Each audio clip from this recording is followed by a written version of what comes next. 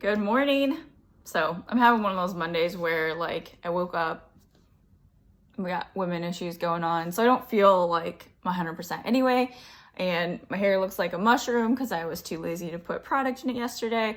So slapped on some makeup, did a little bit with my hair, and put on lipstick. We're gonna try that theory of where those days when you don't want to, show up, you throw some lipstick on and do it anyway. So we're rolling with that.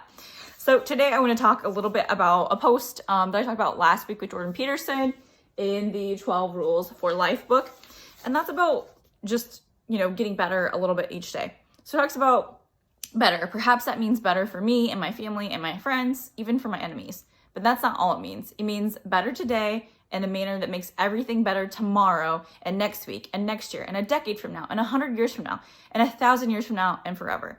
So he goes on, talks about, like the idea of better is just like doing anything that's an improvement in your life. Like you keep walking past this stack of papers in your office and it like gives you anxiety every time, but you're just like, oh, I just can't do it. I can't handle it.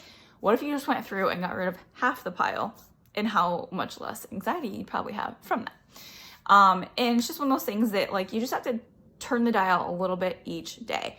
Like I said, you're not going to go from eating like tons of carbs a day to going sugar-free, or it's going to be really hard and you're not going to stick with it. So instead of, the entire bag of potato chips, why don't you cut it down to half and put in a bowl so that way you know that you're done with your half, and then be done with it. Is that little incremental changes that actually stick for people and become habits. When you try to change your whole life and turn it upside down, a lot of time that doesn't work for a lot of people, and they end up failing or quitting, and then they, become hopeless because they're like, well, I failed again, and they become very nihilistic or very negative. So just become that much better today. Drink 2 more glasses of water.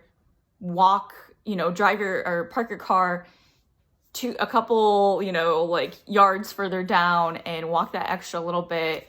Do